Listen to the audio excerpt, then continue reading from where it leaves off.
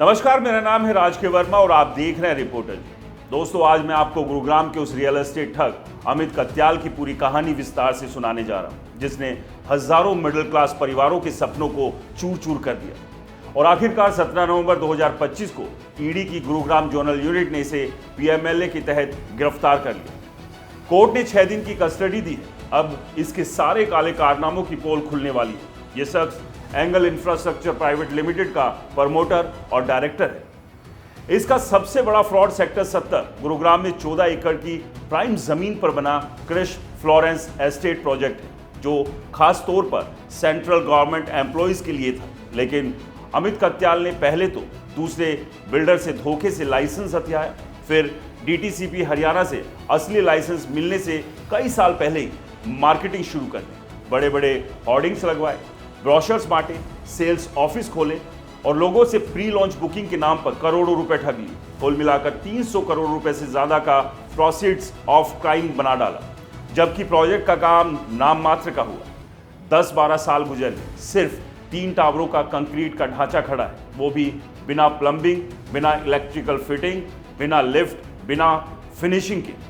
हजारों परिवार आज भी किराए के मकान में रहने को मजबूर है, ईएमआई भी चुका रहे हैं और सड़क पर आने की कगार पर है। दोस्तों, जब होम बायर्स ने तंग आकर एनसीएलटी में इंसॉल्वेंसी की अर्जी डाली तो लगा कि अब कुछ राहत मिलेगी, लेकिन इस ठग बिल्डर ने वहां भी खेल कर दिया।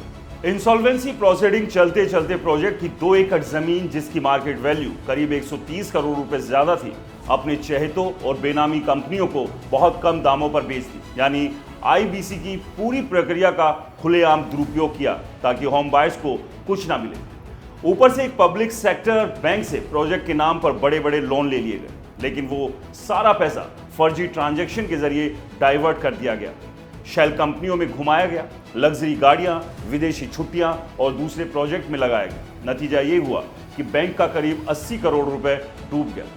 और ये पहला केस नहीं है दोस्तों, अमित कत्याल का तो पूरा बिजनेस मॉडल ही यही है। सेक्टर 63 में क्रिस वर्ल्ड, प्रोविसिंग एस्टेट और ना जाने कितने प्रोजेक्ट्स में यही खेल खेला। लोगों से 80 से 90% पैसे वसूले गए, प्रोजेक्ट शुरू किया और फिर अटका दिया।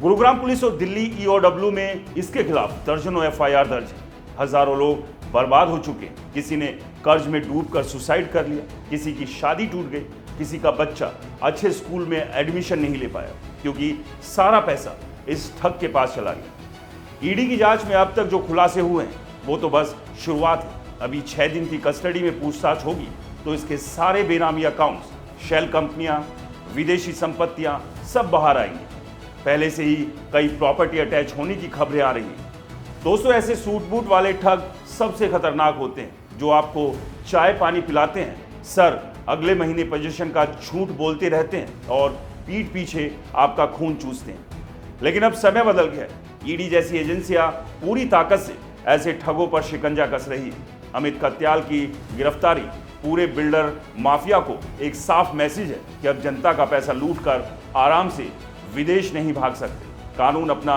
काम कर रहा है। दोस्तों, अगर आप भी किसी रियल एस्टेट फ्रॉड का शिकार है तो चुप मत बैठिए, एफआईआर कराइए, ईओडब्ल्यू में शिकायत कीजिए, ईडी की वेबसाइट पर कंप्लेंट डालिए, क्योंकि अब आप अकेले नहीं, पूरा सिस्टम आपके साथ है। अमित कत्याल जैसे ठगों को सलाखों के पीछे सड़ना ही चाहिए, ताकि किसी और माँ बाप का सपनों का घर कोई और ना छीन सके।